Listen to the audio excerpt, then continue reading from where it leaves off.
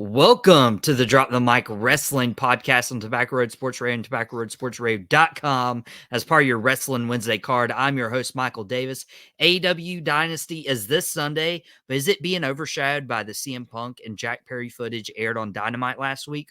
We'll discuss this a little later on this episode, but I broke some news a couple nights ago with an article on fansfirstsports.com, and we're going to get right into that and more WWE talk, such as a new bloodline. And I'm joined by a fellow guy from the Fans First Sports Network, Mr. Joe Lopez. Joe, how are you doing today?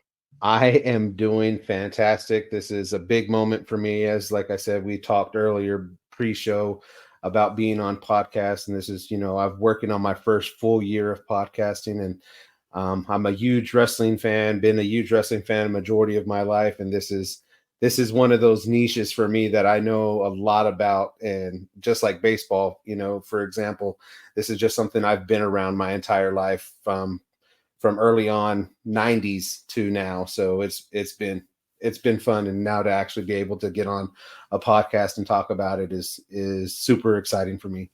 Yeah, it's awesome to have you, man. He does a lot of work with the Cotton Club podcast on Fans First Sports Network. So if you guys are into Texas Tech, that's his little niche right there as well. But dude, I wrote an article a couple nights ago about WWE's decision to strip Rhea Ripley of her Women's World Championship on day 380. Which ironically is the same number of days Bayley held the title, the same number of days John Cena held his WWE title before he relinquished an injury back in 2007. If Rhea held this title one more day, she would have had the record, which she was going to have anyways. And I don't know if you read the article, but I'm pretty ticked. If anyone out there read the article, I want your reaction. And Am I off base here? Because we just saw Seth Rollins, not wrestle between late January and all the way to WrestleMania because of an injury, and they didn't take the title off of him. Was it fair to do Rhea Ripley like this? Absolutely not. Absolutely not. I mean, I'm not the hugest, Judgment Day or Judgment. Yeah, I'm not their big fans. I'm not huge fans. I like their storyline. I like their group. I love Rhea Ripley as a champion, like her solo by herself, which she'll get her chance to shine, later on as her story goes along. I didn't like it. Just, it's not fair to do her like that whenever you didn't do that for Seth Rollins. To your point, the 380, she was going to easily crush that had she had not got injured. But I don't see why you don't hold that title for her. She deserves to be that title. Her name is just grown so much in the year after she beat Charlotte Flair for the championship. Like, her name has just erupted, and to see everything from the Australia PLE to where she's at now. I mean, she's arguably one or two of the biggest women's names in wrestling right now. That's across the board. AEW, WWE, whatever platform or whatever wrestling you get you from, her name's at the top, and for her to be stripped like that, I wasn't a huge fan of it. I see why they potentially could have done it, but I'm not a huge fan of it. I think she deserved more credit for what kind of product she brings to the table. Yeah, and obviously we don't know the entirety of the injury and the seriousness, but what's floating around is it would take, 4 to 6 weeks to heal and then about 3 months to get back into action. That's 4 months, Joe. Right. Joe, that's SummerSlam. Can you not tell me, like, she can't be around Judgment? Like, she didn't wrestle much of last summer because she was, healing a knee injury or whatever. And then to actually be stripped of the title now when you could have easily just had her on screen, because she's a big part of Judgment Day with Dominic Mysterio and Damian Priest. Like, this, Joe, I'm still so upset. Like, is there any way they could have gone about this differently? Yes, there's 100 different ways I guess you could have gone about it, because you could keep her in the storyline. Now this kind of seems like now you have to break up the Judgment Day. Like, you have to break them up because the draft is coming up. Where are you going to put Bailey? Where are you going to put the new women's champion? What's Damian Priest going to do with his championship? Are they going to move Cody to SmackDown? Are they going to keep him on Raw? Like, where are all these pieces going and stuff? The Andrade and the Dominic Mysterio thing, I don't think is fully over yet, to be completely honest. I think there's still a little bit more backstory that they could build off of that if they want to. But to be completely honest, there's just no reason for her just to be completely out the script. I think you could have utilized her. Hell, CM Punk's made some appearances after his tricep injury and stuff like that, and all of a sudden he's at least 90% to where he could grab, Drew McIntyre's ankle and, lay him down, and then bust his face with his little elbow pad that he had, or his little brace that he had. So I think, like I said, you want to keep viewership up. I know WWE is probably as at its peak coming off of any WrestleMania that's happened in the past. So why not keep that momentum going with one of the biggest names that you have out there? Now you're taking her off air to heel, which, is good, but you're taking her off air whenever you could still kind of utilize her fame and how hot she is right now. Yeah, and you brought it up, like WrestleMania 40 was probably the biggest WrestleMania of all time. I don't know if it's my personal favorite. I mean, I'm pretty biased because 21 was the first one I got to watch as a kid. Right. 17 and 19 were good. That was part of the Rock and Austin trilogy. Right. Brett and Michaels. I mean, there's so many good WrestleManias, but I mean, Becky Lynch and Rhea Ripley started this year's WrestleMania weekend, open night one. And now Becky's like taking time to recover because she's been going 100%. Rhea Ripley just got hurt. You mentioned the draft in a couple weeks, but apparently they're going to crown a new women's world champion next week. And I'm looking at this Raw roster, Joe. I don't know if there's anybody to step up. Are there any names that come to your mind? Not on the Raw roster, not anybody right now. I mean, I don't even think what's her name? The girl who beat her up. Geez, Liv Morgan. I don't think she deserves it. She hasn't even done anything. I don't think Nia Jax deserves it. There's not anybody on the roster where I'm like, hey, you know what? If they kind of slide her in and give her the championship, I think she'll be all right. In the meantime, till SummerSlam, my best bet, in my honest opinion, is I think they bring Bailey to Raw to hold down the fort, move the Judgment Day and everybody to SmackDown. And then that's where you have Bianca potentially. That's where you have Jade potentially. That's where you have Tiffany Stratton potentially. Like, you have these up-and-comers, these bigger names over there that could kind of vie for that championship. And then who wouldn't want to see, in a upcoming WrestleMania, a Jade versus, a Rhea Ripley kind of deal, the two biggest powerhouses that WWE has right now. Later on. I mean, that's way down the road, and obviously there's a lot of wrestling in between now and then, but I mean, you have to level the playing field on Raw and SmackDown. And right now Raw's women's talent just isn't there in comparison to SmackDown. So you're going to either have to bring some people from SmackDown over, you're going to have to move some people from Raw to SmackDown just to compensate for having Rhea gone for a few months. Yeah, it's going to be challenging for sure. And I've obviously heard Bianca Belair versus Jade Cargill down the road. You're the first person who's brought up a potential Cargill versus Ripley match, which I would be totally down for. But we'll see who is the next women's world champion.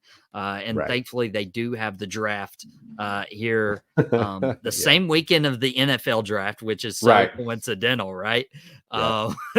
Whatever. But it was pretty cool. Raw was not only remembered as Rhea Ripley relinquishing her title, but we got new championships. We got a new championship design. The Raw Tag Team titles are no more. And now we have the World Tag Team titles. Joe, fans have been clamoring for this for a long time. Were you pleased to see the design of these new World Tag Team championships? Yeah, it kind of brought out what the World Championship belt whenever they gave it to Rollins, and then a little bit of mixture of some older school. I went back through all of the times that I've personally seen the tag team titles since I've been growing up, And the closest one I could find is a mix of what Rollins had whenever they gave him the new world championship, and then a tag team title belt from 1996. Oddly enough, if you go back and you pull up that picture and you start putting those two together, man, it looks like a child, made that belt there between those other two belts. So me personally, that was a huge year for me. 96, 97, WCW, WWF at the time, all of these things, the Attitude Era and everything that was going on with WCW, those tag team titles, held so much prestige on the WWF side because, as we all know, that WCW didn't, stay around for much longer after that. And then they all kind of came over, and then that was a prestigious title to have. So I like the design just because it's a little bit of old school and a little bit of new school. I like the red and blue. I liked them when they first came out, the undisputed unified tag titles, but it was good to have a change there. Yeah, and I think the change was well warranted. I think these titles have been around. Well, the Raw and SmackDown have been around since 2016 with that brand split, but they had introduced these like Spartan titles back to throw back a huge name here, the Hart Dynasty with Tyson Kidd and David Hart Smith. David Hart. Bret Hart was managing them at the time. Like that, Bret Hart introduced these styles. That's how long this design's been there. Yeah, it's been a minute. Dude. Real quick, I'm just curious, what is your favorite title belt design? Like overall, like getting through just all of them? Overall, all time. I know I put you on the spot there. The Cena spinner, whenever it first came out, that's probably a hot take for sure. But there was just something about that because, at the time, big car guys and wheel manufacturers, that was the biggest selling, hottest wheel. The ones whenever you stop, it kept on spinning. That was like the newest hot stuff.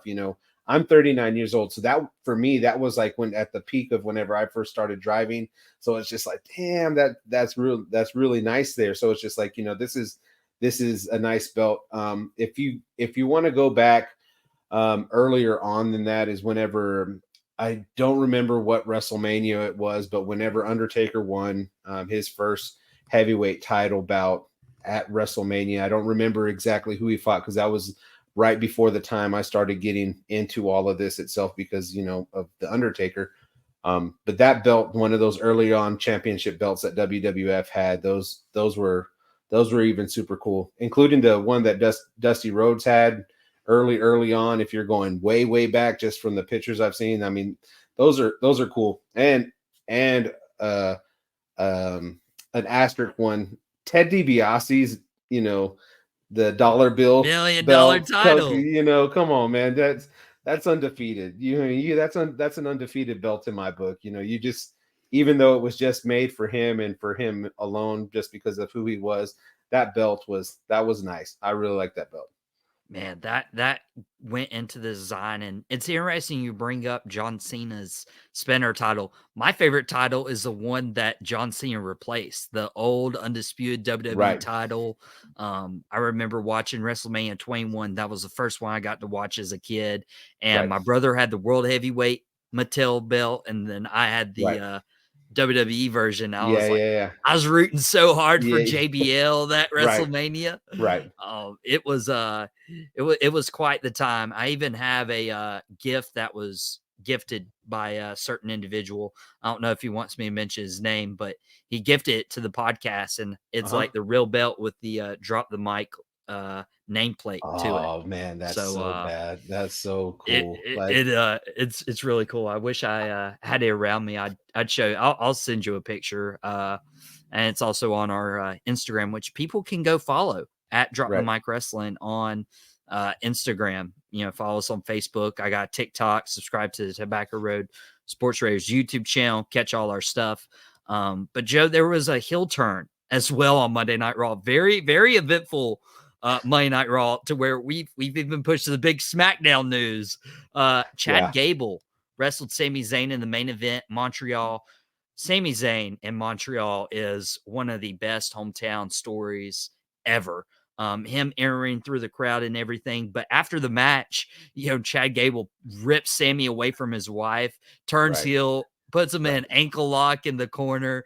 My question is, what do you think of this Chad Gable heel turn? And do you think Chad can work as a heel? This one was really tough for me because the whole build up with this whole Chad Gable and Sami Zayn thing.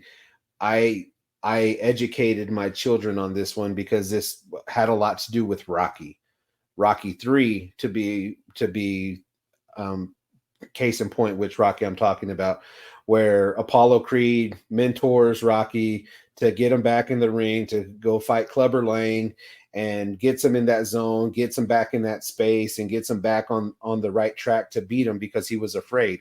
Remember, that's what he said. I'm afraid of Gunther. I don't want any part of this. And then, Gable was the one who got him to that point to start believing in himself. And then whenever they started talking before he went out, he's all like, remember, you owe me one.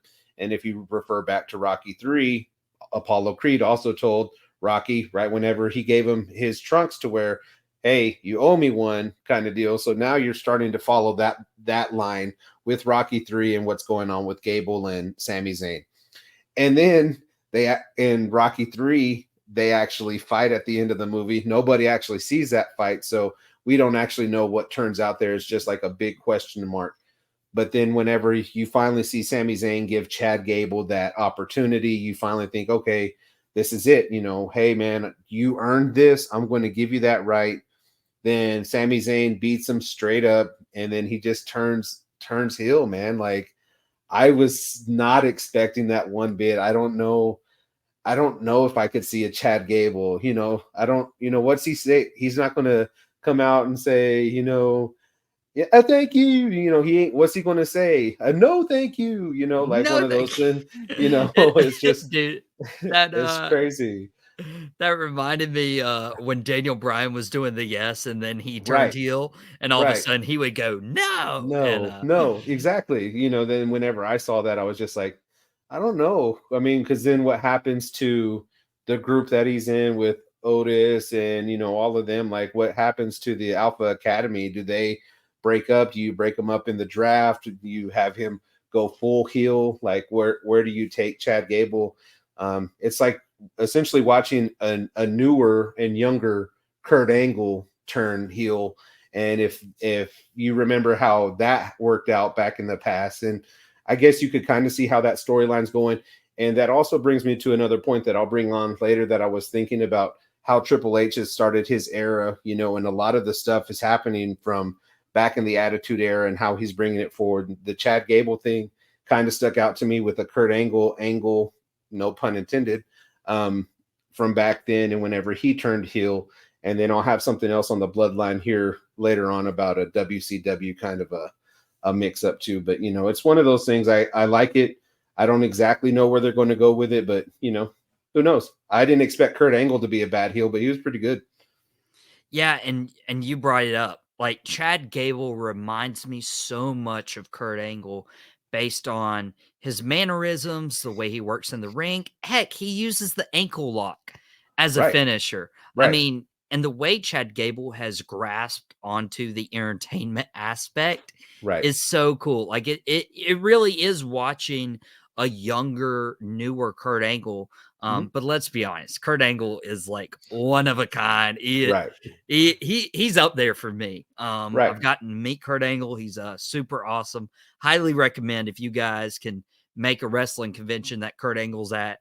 He's absolutely incredible to meet. But you mentioned the bloodline. The bloodline has obviously been the pinnacle of the profession, the talk of the town, even though the CM Punk all in footage has been the talk of the town here the last Right. week. We'll get Matt Cosgrove here back in a few minutes to talk about this. But before I let you go, Joe, Solo Sikoa brings in Tama Tonga to the Yeah. bloodline. I personally thought Tama Tonga was going to be involved with AJ Styles in a certain way, Right. potentially a new Bullet Club, but it looks like Tama Tonga is just joining the bloodline, or maybe it's a new bloodline. Right. And it was very interesting seeing the interactions between Solo Sikoa and Paul Heyman. Right. It feels like Solo Sikoa is trying to call the shots while Roman Reigns and The Rock are both away. Does this mean that Solo Sikoa is the new tribal chief? Are we throwing up our ones for Solo? You know, this is where I have like the biggest, like, I'm going to throw this and I hope it sticks, right? You know, a lot of people were thinking that it was Jacob Fatu to be the one to actually show up before Tama Tonga himself. And I think personally for me, this is where I would draw the line whenever, and since Triple H is running it, this is kind of how I see the reference back to the Attitude Era, maybe on the WCW side of whenever NWO was at its peak, and then how the Wolf Pack came out and they split up the NWO. So I'm thinking like a thought or a prediction is that they're going to have two different groups of the bloodline this side, bloodline this side. Jay's going to win the championship and go back to SmackDown or wherever the bloodline's at. And then this whole story is going to be a family fight from within. You're going to have The Rock on one side with Jimmy and Jay. Then you're going to have Roman with Tama Tonga and Solo on the other side. And then this is going to be a full-on clash there at some point in time. Whoa. Wow. That I've heard rumblings of like people wanting this like bloodline civil war, and we kind of got it last year with Roman and Solo versus the Usos, but to see how much would have to go into that, like Jimmy and Jay reconcile, Right. Solo and Tom. I mean, and still like Jacob Fatu is like floating around. Right. There's rumors that he signed, maybe he could be involved with this, but I Right. mean, if this all leads to Roman versus Rock at next year's WrestleMania, what we should have gotten this year, Right. I'm game for it, man. Right. I'm totally game. And the reason why I said that Jimmy and Jay would reconcile was just based on what happened to him on Friday. The beatdown that he received, the chair in his head in the chair, all of that stuff. I think another one of those beatdowns by the hands of his brother, I think that's whenever somebody's foot is put down and then it gets put to a stop. It becomes more than just a beef between brothers. Now it's a actual legitimate beef between other brothers. And it's like, hey, we're not down for that. So I think it could ultimately play out as an NWO, a Wolfpack kind of thing. Something gets broken up in the middle, and then you're going to have The Rock and Roman on one or either side, fighting for all bloodline ties, essentially. And I think one of the things that people need to realize is like the bloodline is the best story that we've had probably ever. I was watching highlights from, back a couple years ago when they were doing the honorary Oos, and Right. fans were just eating that up with Sammy holding the Oh, t-shirt yeah. to Sammy introducing the word Oosie Right. in the script, and like everybody just like completely lost their composure in the Right. middle of the ring, trying to play these characters, trying to play a serious character. And Right. Sami Zayn just did great. This is why we're seeing Sami Zayn with this Intercontinental Championship run.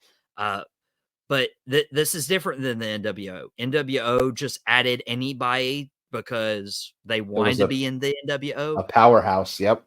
Yeah, the bloodline, it all makes sense. Like they're all Right. bloodline. They're blood. Yeah. They're family. Right.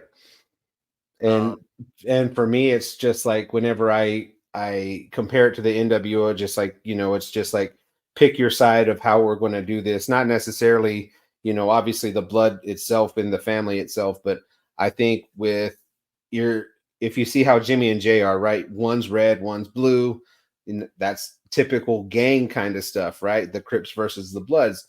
Now you start and you see Tama Tonga out there in all red. Roman Reigns wears a majority of red all the time. So now little Easter eggs, I guess, that these may be far-fetched and stuff like that. But I mean, these are also things that do come to fruition every now and then. So for me, I think it's going to be an internal bloodline battle, a civil war, as you mentioned. Roman's going to be on one side, The Rock's going to be on the other, and then there's going to be family members on each side because there's plenty of them to go around, So it could wow. turn into something massive. Hey, I'm looking forward to it. I'm excited for it.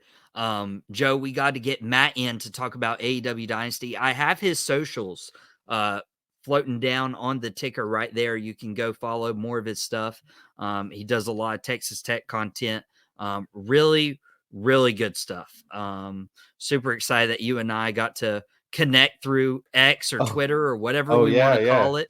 Yeah, like I said, it's a big moment for me, man, because like I said, wrestling's been a part of me just as much as baseball and any other sport that I've had in my entire life. So it's just been always been there. So good or bad or the other, it's my man soap opera. So I'll take it.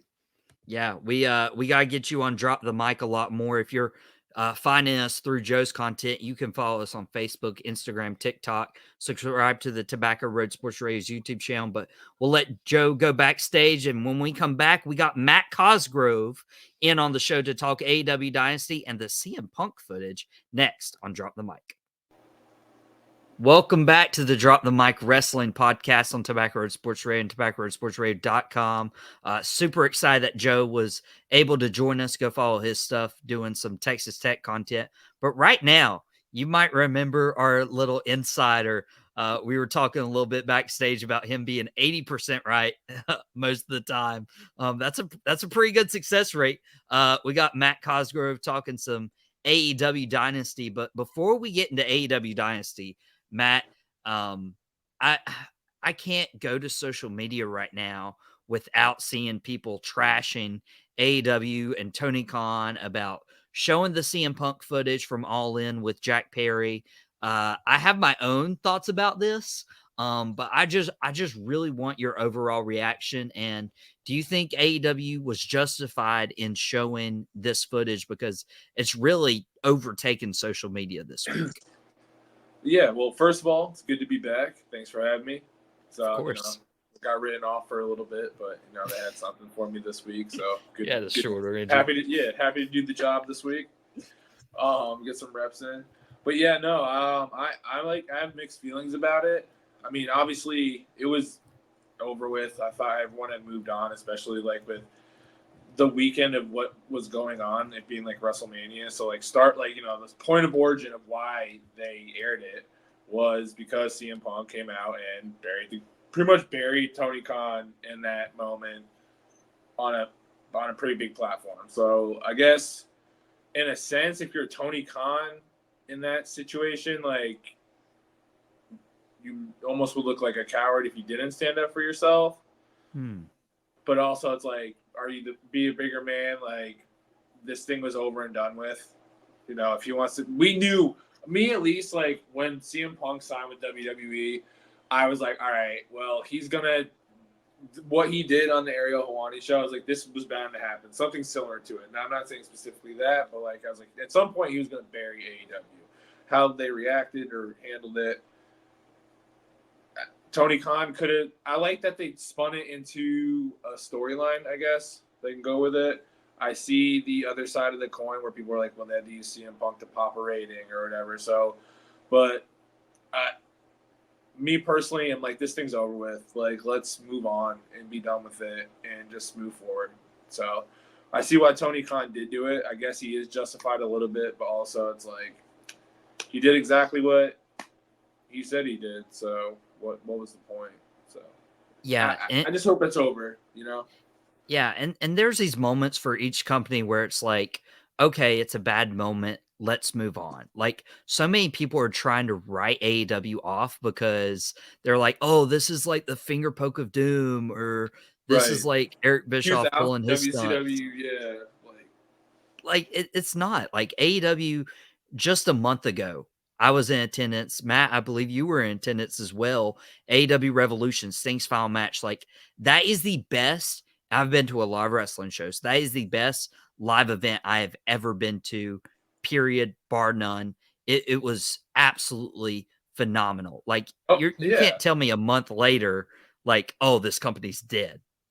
Right, exactly. And like to your point with that, I turned to somebody after the Will Ospreay to catch and I've been doing a lot of wrestling live. I said that's the best live wrestling match I've ever seen in my life, and it was great. So like, how could well these half-empty buildings and this and that? It's like, listen, they're on television, they have the money to do it, just enjoy it.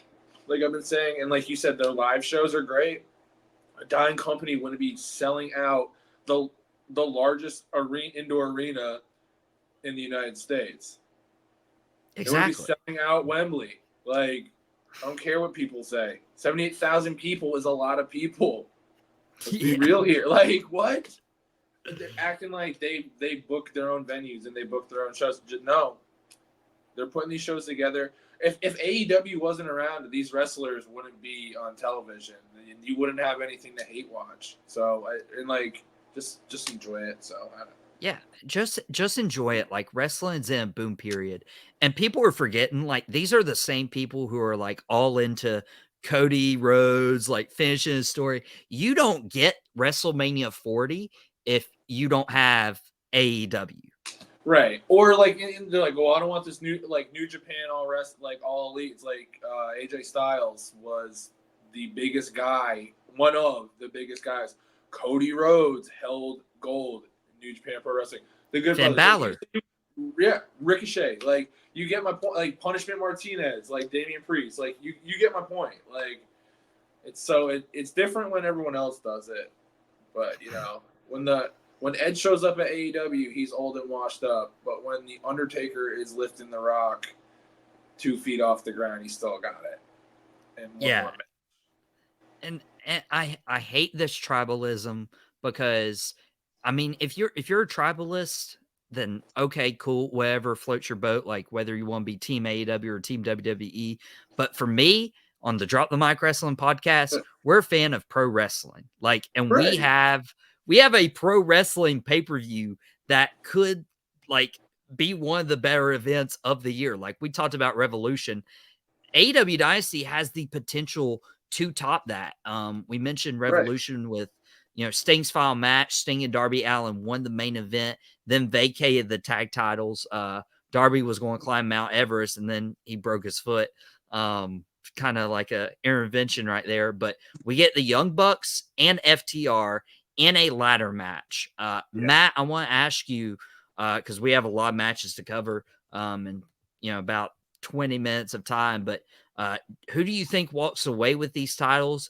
And do you think this match surpasses what we got to see in Greensboro with Sting's final match? Because these are two of the best tags in the world.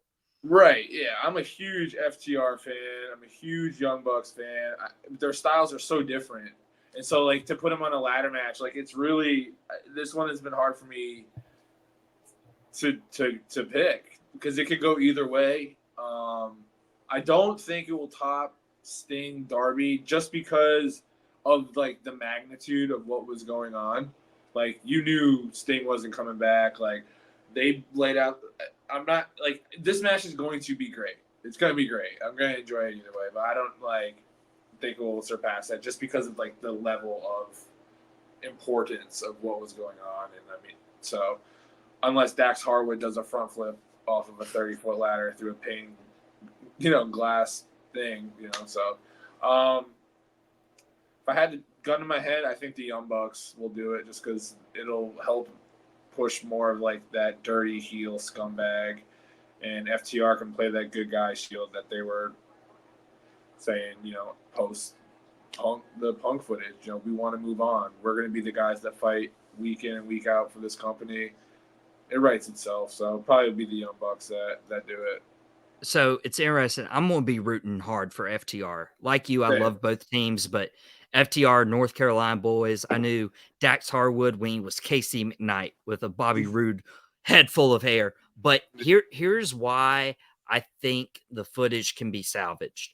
Because if you noticed, after the footage was shown, you see the Young Bucks backstage. And what's Matt Jackson wearing underneath his suit jacket?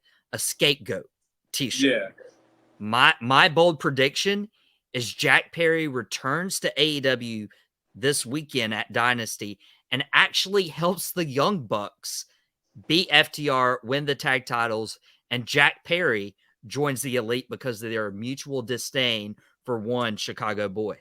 Yeah, I can see that for sure. It would definitely help out. I mean, I don't know if you've been paying attention to his New Japan run as of late. They were just in Chicago.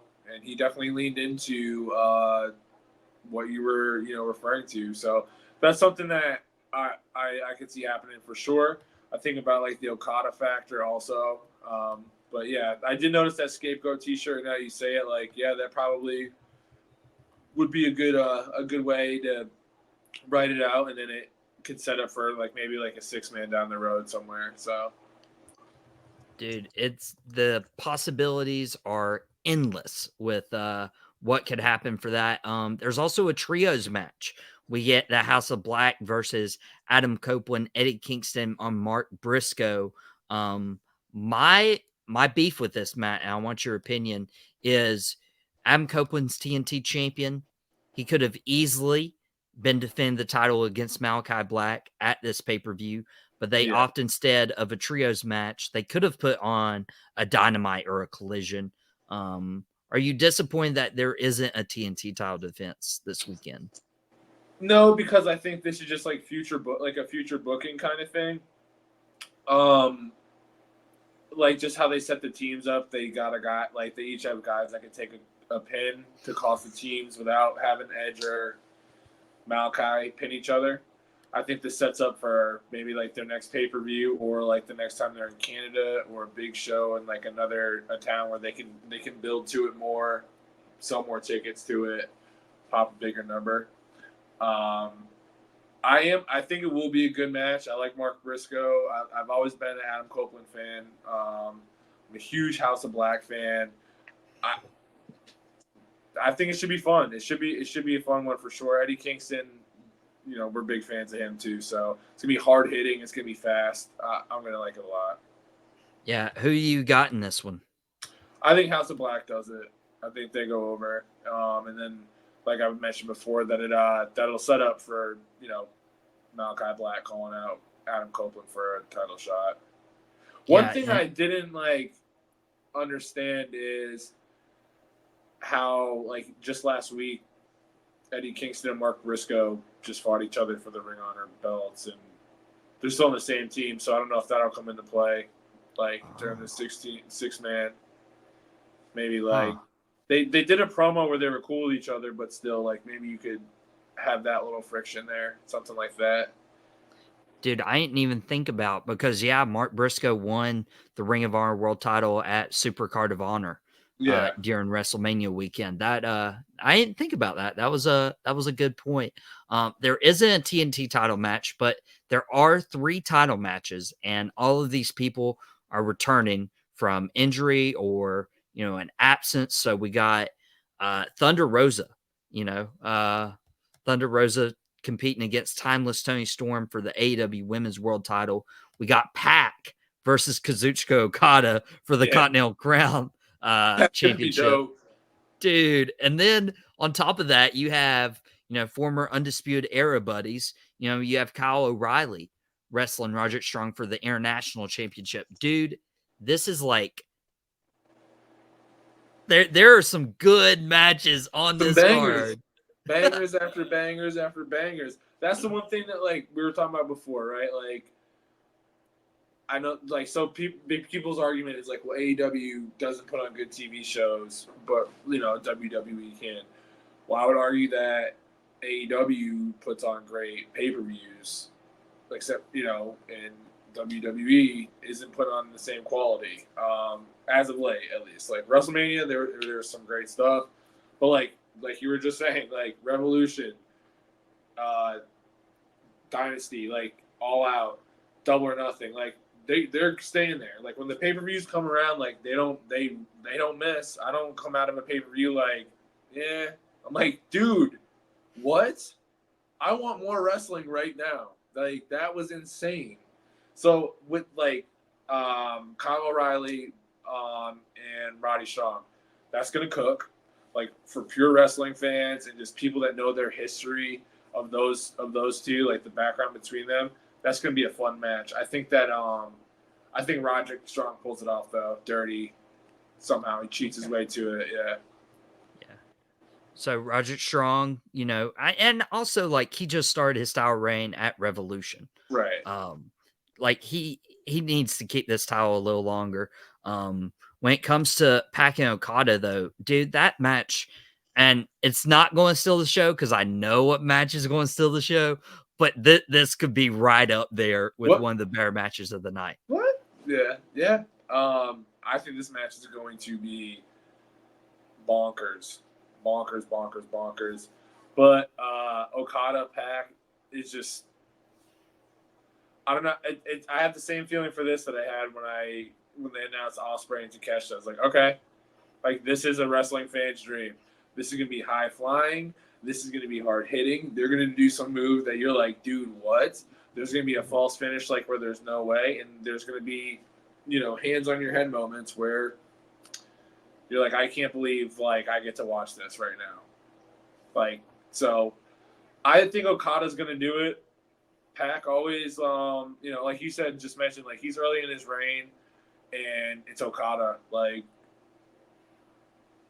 it's Okada. Like that's the period statement right there. And that's the analysis. That doesn't take away from Pac though, but like, because Pac's the man. But like, I know who the guy is that they need to wait like to take that belt off of him, and you announce it and you do it at Wembley. But you don't think Kenny Omega versus Okada for that belt could do numbers? If I could do Omega and Okada again after some of their Wrestle Kingdom bouts, I just hope Omega, when he comes back, if he's healthy, like you don't think that would do numbers at Wembley? Oh, that would for sure do numbers. And you have the storyline because they fired him from the Elite, so he's coming back face. Oh, it does everything. And Hangman Page is suspended from the Elite. If I'm citing that correctly. And then the other one's Thunder Rosa and Tony Storm. I don't see Tony Storm losing this title, honestly. Me neither, but I think it's going to be closer than like it wouldn't surprise me if she did, if that makes sense. Because Thunder Rosa, she's a big face. Tony Storm's held that belt for a little while now. She's had it for a bit, unless they got some other plans for it. I mean, so it wouldn't surprise me if Thunder Rosa won because she's been out for a minute. You could put the belt on her, transition. She'll show up. She'll make her dates, just like Tony Storm has. She's a great in-ring worker. She'll make other people look good. But at the end of the day, I think timeless Tony Storm. I love that gimmick so much. Hey, watch for the shoe. Dude. And people should be watching out for the match that will steal the show. Let's be honest. It's Bryan Danielson versus Will Ospreay. Two of the best wrestlers in the world. You could put them honestly at 1 or 2. Both of those guys. It's a dream match. It's a wow. And people keep complaining of like, especially with Ospreay Takeshita, like, oh, they didn't have a story or whatever. But everybody walked away from Revolution of like, hey, we got to see Sting's last match, but also we got to watch Ospreay Takeshita. Like the words you said were verbatim what my dad told me. And my dad's been to so many events. My dad was at Starrcade 83. Like he was at the OG Greensboro Coliseum shows, and he understood what he just wrestling. He's seen some wrestling. Yeah. And dude, Ospreay and Danielson could set the bar even higher, especially for Ospreay's second pay-per-view match as a full-time member roster. Dude, I think Ospreay wins this one. I think he needs it more. But dude, do you think this could be match of the year quality? Dude, anytime Will Ospreay is wrestling somebody like of a high nature or like a big name like that, it has that caliber. Like, I don't think people understand like the type of wrestler Will Ospreay is. He's gonna win this match. Like Bryan Danielson is the perfect guy. Like the biggest gripe people had about Danielson in his last WWE run was he didn't have a title, right? Because he was putting other people over, the people that were best for business to put over. He's on his way down, and they always say, remember your people on the way down, because like you may have saw him on your way up. Danielson's doing it on his terms. He's getting to wrestle the best. What Bryan Danielson wants to do is he wants to wrestle the best people. Like, and he's going to get to do that with Will Ospreay. Will Ospreay is best for business. It's not Will Ospreay's last year with AEW. It's his first year. So, like, and Bryan Danielson loves this business. Tony Khan said if something ever happened to him, he would leave AEW to Bryan Danielson. So that Yeah. tells me all I need to know about what Bryan Danielson knows what's best for business. And that's putting on Will Ospreay. And they're going to put on whatever star rating you want to do. Dude, if you like pro wrestling and you want to see some cool flippity stuff, but you also like wrist locks and ankle picks, this is your match. I can't wait for this. This is gonna. I hope this goes like 40 minutes. I'm hoping it goes a full hour. Like, and there's obviously going to be more matches announced for AEW Dynasty. You know, tonight on Dynamite. You know, Friday Rampage, Saturday Collision. Like, that's just the way it goes. We're just highlighting the matches that we have as of now, as of this recording, as this airs on Wednesday afternoon as part of your Wrestling Wednesday lineup. But just thinking about Ospreay Danielson's got me excited. And then we were talking backstage about Julia Hart and Willow Nightingale's match. And you thought of an interesting finish for this match. I'm personally thinking Julia Hart wins, but you see this going down maybe a little differently? Yeah, so I think that this is going to set up for a triple threat with Mercedes Moné. Whenever her debut is going to be. If you notice, when she first showed up on Collision, who'd she get into it with? Julia Hart and Sky Blue. They keep going after Mercedes Moné and kind of has to keep her eye on her. Willow Nightingale, they have history with Mercedes. She came in and saved her when she was doing the House of Black stuff. Or like the Julia Hart. And if you notice, Willow had the thought of hitting Mercedes with the chair.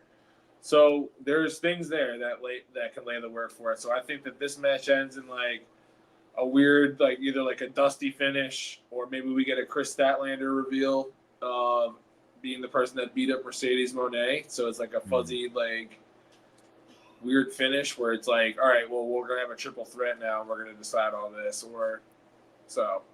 My guess is a triple threat happens, and so that's what it's going to be. It's kind of a little bit all over the place there. I'm sorry about that. Wow, no, I followed pretty well. And Mercedes Moné, like when she came to AEW, like that just elevated the mid card scene because now you're giving opportunities to Julia Hart and Willow Nightingale and Chris Statlander too, like and giving them actually in-depth storylines that those tribalistic fans have been asking for this whole time. What do you mean? There's storylines in AEW? Yeah, crazy. Like, real quick, and I know that you mentioned Mercedes Moné as like only wrestling on certain like events, kind of like she's being booked like a Brock Lesnar, like an attraction kind of wrestler. I don't know if I ever said that, but no. Like that's what I've been hearing is like that's what her contract is like she's like an attraction. Huh. Okay. So like she's only gonna wrestle like certain spots and things like that, or like big events. I don't know if that's true or not though.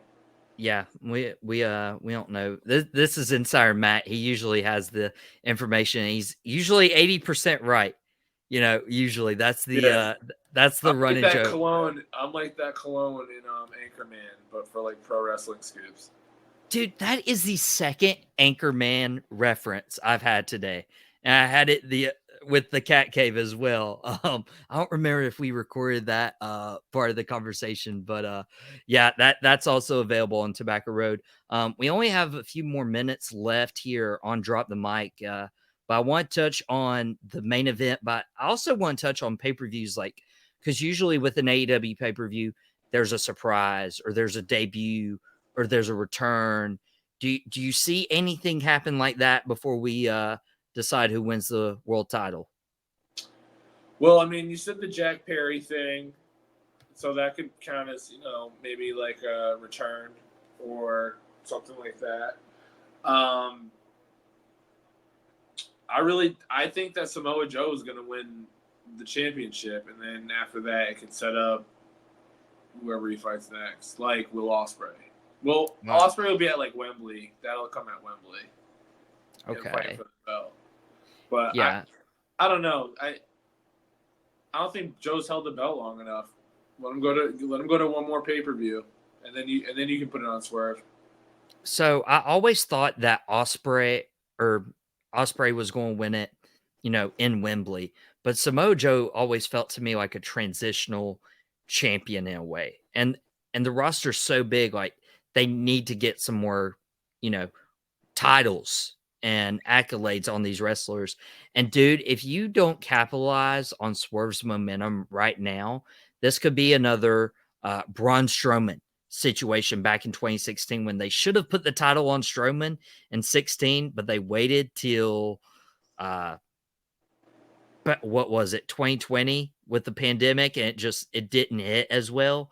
I feel like that could be the same thing where it's like Swerve's at his peak right now, and he might even be declining just a tad because he was at his peak with the Hangman match and the drinking the blood. Dude, I really think it'd be a mistake. Now, I understand why Swerve didn't win the title at Revolution, not to overshadow Sting in his last match, but I think Swerve wins, beats Samoa Joe, but this pay-per-view is called AEW Dynasty, and there was a certain wrestler who competed in Major League Wrestling who had a group called Dynasty, and that's MJF. I feel like MJF comes and gets his, comeuppance, if you will, and cost Samoa Joe the title, and Swerve is able to walk away as the AEW World Champion. See, I don't think that return would work there. I think if you were to bring MJF back with the Dynasty, it would have to be to spoil something that Adam Cole was doing. Mm. You know what I mean? So, because that's going to be a blood feud. That's going to be an on-site wherever MJF shows up, it's going to be huge, massive. So, I think Forbidden Door is going to be where he shows up because it's in Long Island. But and I don't know. But he also said he would never work a New Japan show, so we'll see. But yeah. I don't think MJF shows up here. I don't. I could be wrong though. So maybe it's that 20%. Could be. Could be. Or it could be the 80% that says that Samoa Joe is the king of television. And then he can go on and drop the belt to whoever at Double or Nothing. Or Swerve can win his title and get a well-deserved run over the summer before he faces Ospreay. So let me ask you this. All right. If regardless of who wins, who do you think should get a push next to fight for the World Championship? So I'm trying to think. So I'm trying to think when you think of pay.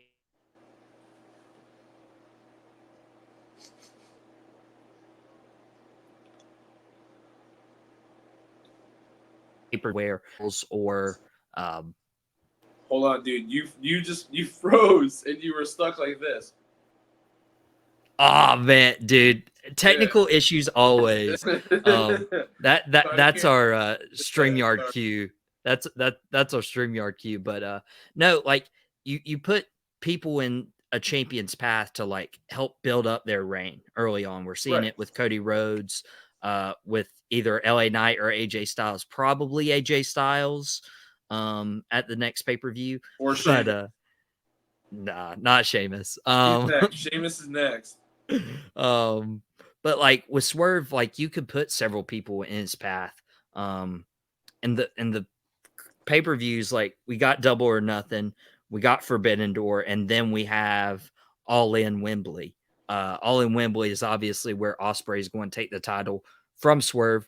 But dude, that gives Swerve a 4-month reign. Why not do it? Yeah, no. What I was asking is, who would you like to see wrestle for the title next, regardless if it were Swerve or Samoa Joe?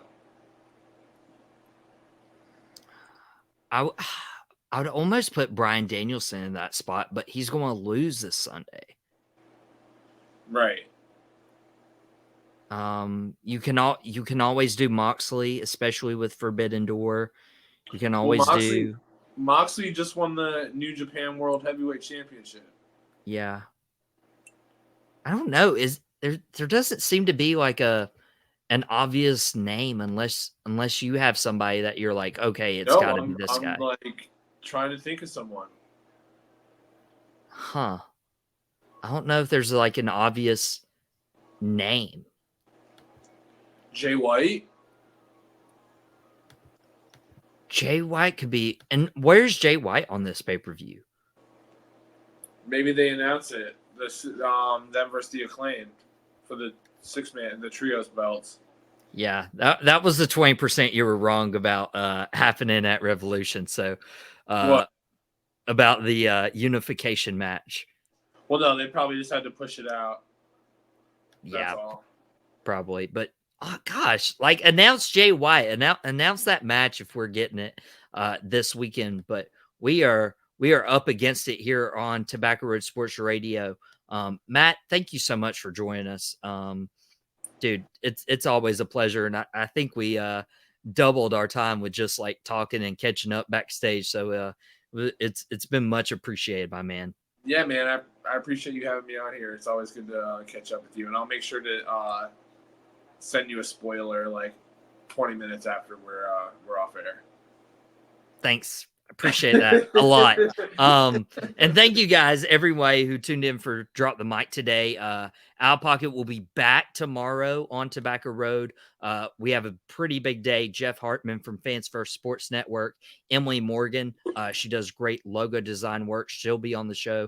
So it's going to be an incredible episode. We're going to talk about the worst trade in NFL history, and we'll see the different opinions, but subscribe to Tobacco Road's YouTube channel so you don't miss any of those. Subscribe to our, Facebook, Instagram, TikTok as well. We'll be back tomorrow, 12:30 p.m. Eastern time with Out of Pocket, your first daily sports show on Tobacco Road 4 times a week on this YouTube channel. And Drop the Mic, we'll be back next week. We'll probably do a mock draft right before WWE's mock draft and hopefully cover some AEW stuff that happens over the weekend. But most of all, thank you guys so much for spending your Wednesday with us on Drop the Mic. And we have to get out of here, but whatever you do, don't drop the mic. We will see you all next week.